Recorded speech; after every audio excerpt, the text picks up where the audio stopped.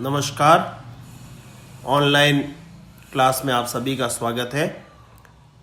मैं डॉक्टर जसराज शर्मा आप सभी का इस क्लास में अभिनंदन करता हूं। आज की कक्षा में हम कबीर विरह को अंग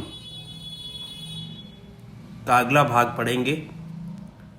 इसी पिछली कक्षा में हमने कबीर व्याख्या भाग 9 में विरह को अंग शुरू किया था और अब विरह को अंग जो है उसको आगे बढ़ाते हैं। 4-5 साखियाँ शेष बची हुई थी। जैसा कि हम जानते हैं कि कबीरदास जी की जो रहस्यवादी जो साधना थी, जिसमें आत्मा और परमात्मा का मिलन या आत्मा और परमात्मा का जो वियोग है, यानी जीवात्मा प्रीतम परमात्मा के वियोग में जो छटपटाती है, उसके दर्शन के लिए उसका चित्रण विरह को अंग में कबीरदास जी ने किया है। ये जो साखियाँ हम पढ़ रहे हैं, यह जो पुस्तक है मध्यकालीन कविता का पाठ 1 त्रिभुवन नाथ शुक्ल द्वारा संपादित, उससे मैं ये साखियाँ ले रहा हूँ, पढ़ रहा हूँ।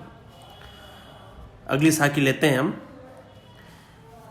बिरह भुवंगम तन बसे मंत्रन लागे कोई, राम वियोगी ना जीवे जीवे तो बोरा होई।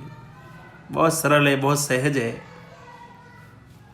कबीरदास जी कह रहे हैं कि बिरह भुवंगम तन बसे, यानी जो जीवात्मा है, जो प्रीतम के वियोग में इतनी छटपटा रही है कि उसकी विरह वेदना का इतना अतिरेक हो जाता है कि उसको ऐसा महसूस होने लगता है, ऐसी अनुभूति होने लगती है कि कबीरदास जी कह रहे हैं कि बिरह भुवंगम, भुवंगम बोलते हैं सर्प को, विरह रूपी सर्प तन बसे, यानी जो विरह रूपी जो सर्प है वो मेरे शरीर में जो है निवास कर चुका है, जिसका मंत्र न लागे कोई, और अब इसका कोई जो है मंत्र नहीं इस पर लागू होता। अर्थात कहने का भाव यह है कि विरह वेदना ने मुझे इतना जकड़ लिया है कि अब उस पर किसी प्रकार की कोई औषधि जो है वो कारगर नहीं हो रही है, कोई मंत्र उस पर कारगर नहीं हो रहा जिससे यह विरह वेदना कम हो सके। राम वियोगी ना जीवे, जो राम का वियोगी होता है, परमात्मा का की विरह वेदना को सहन करने वाला जो व्यक्ति होता है, वो या तो जिंदा ही नहीं रहेगा, और अगर जिंदा भी रहेगा जीवे तो बोरा होई, और अगर जिंदा रह गया तो वो जो है संसार में लोगों को देख करके और विषय वासनाओं के जो है आवेग में वो पागल हो जाएगा, बोरा जाएगा। बोराना मैंने पागल होना। अर्थात कबीरदास जी कह रहे हैं कि प्रीतम के वियोग में जो विरह रूपी जो सर्प है, ये जो वेदना है, ये जो मेरी जो विरह वेदना है, ये सर्प बन चुकी है। अर्थात विरह, मैं सीधे सीधे शब्द से अर्थ करूं तो हम कहेंगे कि विरह रूपी सर्प ने मेरे शरीर को वश में कर लिया है, और इस पर अब किसी प्रकार का कोई मंत्र अर्थात औषधि लागू नहीं हो रही है, उसका प्रभाव नहीं हो रहा है। वो कह रहे हैं कि राम का वियोगी, यानी राम के विरह वाले जो साधक है या जीवात्मा है, वो या तो जिंदी नहीं रहेगी राम वियोग में, और अगर जिंदी रह गई तो वो सांसारिक विषय वासनाओं के चक्र में आकर के, विषय वासनाओं के जो है आवेश में आकर के, उसके जिसको हम कह सकते हैं आवृत्त में, विषय वासनाओं से आवृत्त होकर के वो जो है पगला जाएगी। तो इस तरीके से यहाँ पर कबीरदास जी ने विरह की जो एक विरहणी की जो अवस्था होती है उसका चित्रण किया है। ठीक है, रूपक अलंकार है, है ना, विरह रूपी सर्प, है ना, विरह भुवंगम। तो रूपक अलंकार इसमें बन रहा है। और काव्यलिंग अलंकार तो है। काव्यलिंग में क्या होता है? कारण, यानी कारण का जो प्रदर्शन होता है कि ऐसा हुआ तो ऐसा होगा। तो जैसे इन्होंने कहा ना, राम वियोगी ना जीवे, के राम वियोगी जिंदा रहेगा ही नहीं, और अगर जिंदा रह गया तो वो पागल हो जाएगा। ठीक है ना। आगे लेते हैं। सब रंग, अब जो है उनका विरह वेदना का जो अतिरेक है वो और अधिक जो है बढ़ जाता है, आवेग और अधिक बढ़ जाता है। और फिर क्या स्थिति होती है विरहिणी की, जीवात्मा की? सब रंग तंत्र रबाब तन, बिरह बजावे नित, और न कोई सुनी सके, के साई के चित। अब वो कह रहे हैं कि ये जो मेरा शरीर है वो रबाब एक वाद्य होता है जिसका सूफी संत वगैरह भी बहुत उपयोग करते हैं। और तंत्र यहाँ पर आया तार के लिए, है ना, तंत्र जो रबाब के तार होते हैं ना उसको। और रंग आया है जो शरीर की जो तंत्रिकाएं होती है ना, नाड़ियां, उसके लिए आया है रंग शब्द। तो यहाँ पर जो है वही रूपक के रूप में उन्होंने जो है चित्रण किया है। वो कह रहे हैं सब रंग तन रबाब तन, यानी ये जो मेरा शरीर रूपी जो रबाब है इसमें देखो, विरह क्या है? वादक है, वाद्य बजाने वाला है। तो ईश्वर का विरह रूपी जो वादक है वो मेरे शरीर रूपी रबाब के नाड़ियों रूपी तारों को इस तरह से बजा रहा है। क्लियर? सब रंग तंत यानी मेरे शरीर की तंत्रिकाओं रूपी तारों को शरीर रूपी रबाब पर जो विरह रूपी जो वादक है वो निरंतर बजा रहा है ना। सब रंग तंत रबाब तन, बिरह बजावे नित। यह जो विरह रूपी जो वादक है, वो विरह वेदना रूपी जो वादक है वो निरंतर जो है मेरे शरीर रूपी रबाब को शरीर रूपी रबाब के तारों को निरंतर बजा रहा है। और तार क्या है यहाँ पर? शरीर की तंत्रिकाएं, नाड़ियां, है ना। और उसका बजाने का परिणाम क्या हो रहा है? और न कोई सुनी सके। उस जो ये जो रबाब है, शरीर रूपी रबाब की जो ध्वनि है उसकी दूसरा कोई सुन नहीं सकता। और सुन कौन रहा है? के साई के चित्त, या तो जो है परमपिता परमात्मा सुन रहा है, और या जो है मेरा खुद का मन सुन रहा है, चित्त सुन रहा है, और जो है उसको कोई सुन नहीं सकता। तो यहां पर जो है उन्होंने विरह व्यथित जो विरहिणी है उसकी तीव्र जो वेदना है उसका अतिशय रूप में जो है वो चित्रण किया, इसलिए अतिशयोक्ति अलंकार भी यहाँ पर बनता है। बाकी रूपक अलंकार तो इसमें है ही। और बाकी विप्रलंग श्रृंगार है ना, श्रृंगार रस है कौन सा? वियोग श्रृंगार। वियोग कहेंगे तो भी एक ही बात है, विप्रलंभ लिखेंगे तब भी एक ही बात है। वियोग और संयोग दो श्रृंगार रस होता है ना। तो यहाँ वियोग की बातें चल रही है ना, तो विरह को अंग में आप लगभग सभी में वियोग श्रृंगार ही है। ठीक है ना। अगला लेते हैं।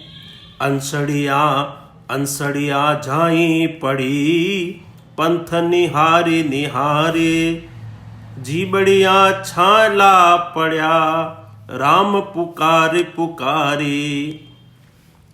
बहुत सरल है ये, तो आपको समझ में आ गया होगा। कबीरदास जी कह रहे हैं कि प्रीतम जो परमात्मा है उसके आने की राह देखते देखते, निहारना मैंने देखना है ना, पंथ मैंने रास्ता, ईश्वर के परमपिता परमात्मा रूपी प्रियतम के आने की राह देखते देखते, रास्ता देखते देखते जो है मेरी जो आंखें हैं, जीवात्मा कह रही है है ना, कबीरदास जी के शब्दों में कि मेरी जो आंखें हैं वो झाई पड़ गई है। झाई मैंने मेरी आंखों की दृष्टि है वो बहुत ही कमजोर पड़ गई है, मेरी जो दृष्टि है वो बहुत शीर्ण हो गई है, और जीवड़िया छाला पड़ा, और मेरी जो जुबान है, जिव्या है, उस जिव्या पर भी छाले पड़ गए हैं। क्या करके? राम पुकारी पुकारी, परमात्मा का नाम पुकारते पुकारते मेरी जीवड़ियां पर भी छाले पड़ गए हैं। अर्थात कहने का भाव यह है कि मैंने पूर्ण रूप से परमात्मा को समर्पित कर दिया है, फिर भी अभी तक जो है प्रीतम है वो मुझे दीदार नहीं करवा रहे, दर्शन नहीं दे रहे हैं। यहां पर देखो पुकारी पुकारी और निहार निहार है ना, इसमें आपको पता होगा जब एक ही शब्द दो बार आता है तो वहां यमक भी होता है और एक पुनरुक्ति प्रकाश अलंकार भी होता है। तो यमक तो कब होता है? जब एक शब्द दो बार आ जाए या अधिक बार आ जाए और उसका अर्थ अलग अलग हो उसी शब्द का, तो वहां पर यमक बनता है। और यहां पर शब्द दो बार आया है लेकिन दोनों बार उसका अर्थ एक ही है, तो इसलिए यहां पुनरुक्ति प्रकाश होगा। और जब अर्थ अलग अलग होता है, अगर कोई शब्द दो बार तीन बार आता है, उनका अर्थ, शब्द तो एक ही है, दो बार आ रहा है, तीन बार आ रहा है, लेकिन उसका अर्थ अगर अलग अलग होगा तो यमक बनता है। तो यहां पर पुनरुक्ति प्रकाश अलंकार है, क्योंकि पुकारी पुकारी और निहारी निहारी में अर्थ एक ही है दोनों शब्दों का। अगला लेते हैं, इस तन का दीवा करो, बाती में ल्यूं जीव, लोही सींचूं तेल ज्यूं, कब मुख देखूं पीव। अब देखो यहां पर कबीरदास जी पर सूफियों का प्रभाव पड़ा है ना। सूफी कवि जो है इस तरह के रूपकों का उपयोग करते हैं। तो यहाँ पर कबीरदास जी पर भी थोड़ा बहुत प्रभाव पड़ा है, तब जो है वो इस तरह का वर्णन देखो कर रहे हैं विरह वेदना को प्रकट करने के लिए, कि जो जीवात्मा है वो इतनी व्यथित हो चुकी है कि उसको लगता है कि क्या पता मैं ऐसा करूं तो परमात्मा का दर्शन हो जाए। रहस्यवाद है ना, ये उनका जो है साधनात्मक रहस्यवाद है कबीरदास जी का, है ना।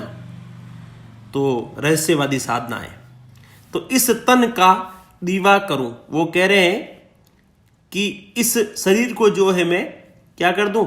दीपक बना दूं, है ना। इस तन का दीवा करूं, और इसमें जो बाती, यानी इसमें जो दीपक को जलाने की जो बात है वो किसको बनाऊं? बाती मेल्यूं जीव, जो जीव अर्थात प्राणों की जो है मैं बाती बना लूं, है ना। लोही सींचूं तेल ज्यूं, और मेरा जो रक्त है उस रक्त को मैं जो है तेल की तरह उस दीपक में सींचूं, अर्थात दीपक में उस रक्त रूपी जो तेल को है उसमें समाहित कर दूं। कब मुख देखूं पीव, तो हो सकता है कि मुझे प्रियतम परमात्मा का मुख दिख जाए। अर्थात कहने का भाव यह है कि जीवात्मा को लगता है कि हो सकता है कि अगर मैं अपने प्राणों की बाती और अपने शरीर का जो है दीपक बना दूं और उसमें अपने रक्त रूपी तेल को अगर सींचती हूं, तो हो सकता है मुझे प्रीतम परमात्मा का दीदार हो जाए, उसका दर्शन हो जाए। तो यहाँ पर ये सूफियों का जो प्रभाव है, सूफी इस तरीके के जो है रूपकों का प्रयोग प्रीतम से मिलने के लिए करते हैं, तो उसका प्रभाव है यहाँ पर। बाकी विरह वेदना की जो अतिशयता है वो यहाँ पर प्रकट हुई है, तो अतिशयोक्ति अलंकार तो है ही, और इसके अलावा जो है वियोग श्रृंगार रस है ना। और जो है हमारा गुण जो है वो माधुर्य गुण कह सकते हैं आप, है ना, क्योंकि वियोग श्रृंगार है तो माधुर्य तो है ही। अगला लेते हैं, के विरणी को मीच दे के आपा दिखलाई, आठ पहर का दाजना मोह पे सहा न जाई।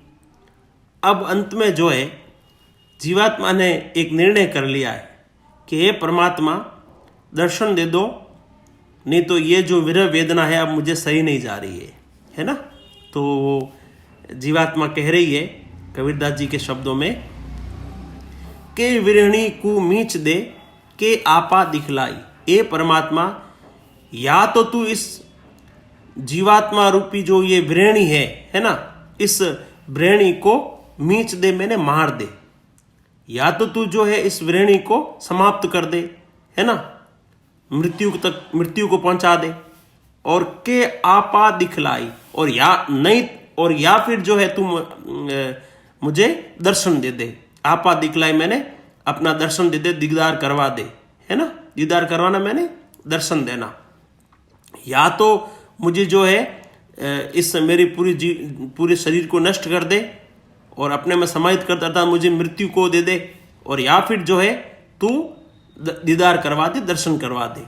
के विरहणी को मींच दे, है ना, मार दे। के मार दे ऐसा अच्छा नहीं लगता है ना, लिखते हैं तो आपके, या तो मुझे जो है मृत्यु तक पहुंचा दे, मृत्यु को प्राप्त करवा दे, या फिर जो है परमात्मा मुझे तू आपा दिखलाए, मैंने अपने अस्तित्व का एहसास करवा दे, यानी मुझे आत्मज्ञान करवा करके तेरा दर्शन करवा दे। 8 पहर का दाजना मैंने जलन वेदना। ये जो है 24, ये जो 8वें पहर, हमारे यहाँ 24 घंटों में 8 पहर होते हैं, है ना, 4 रात्रि के और 4 दिन के। तो जीवात्मा कह रही कि ये 8 पहर का जो दाजना अर्थात जो विरह वेदना है, मोह पे सहा न जाए। अब मेरे को जो है ये मेरे से जो है सहन नहीं होता है, अतः हे प्रीतम परमात्मा, आप जितना जल्दी हो सके मुझे दीदार कराओ, दर्शन कराओ, वरना अब मैं जिंदी नहीं रह सकती। तो कहने का भाव यह है कि कुल मिलाकर के कबीरदास जी ने विरह को अंग जो है, इससे संबंधित जो उनकी साखियां हैं, इन साखियों में जो प्रीतम परमात्मा के वियोग में जो विरहणी होती है, जो विरहणी जीवात्मा है, उस जीवात्मा की विरह वेदना का जो सजीव चित्रण किया है। और वाकई में साखियों को जब हम पढ़ते हैं तो हमको ऐसा लगता है कि वाकई में जो, हालांकि कहीं पे हमको अतिशयता लगती है, और लेकिन फिर भी अपना एक, इन चीज़ों को पढ़ने का अपना एक अलग आनंद है। तो मैं उम्मीद करता हूँ कि निश्चित रूप से आपको ये साखियाँ समझ में आई होगी। अगली कक्षा में हम जो है फिर ज्ञान विरह को अंग लेंगे। तब तक आप सभी विद्यार्थियों का बहुत बहुत धन्यवाद, और आप निरंतर अपनी पढ़ाई करते रहें। और हाँ, अगर आपके इस चैनल को अगर सब्सक्राइब नहीं किया है तो आप कर लेना, जिससे क्या है कि आपको नए वीडियो का अपडेट जो है वो मिल जाए। बेल आइकॉन जो है उसको भी आप दबा देना, जिससे आपको सूचना मिल जाएगी। अगली कक्षा में फिर मिलेंगे, तब तक आप सभी स्वस्थ रहें। धन्यवाद।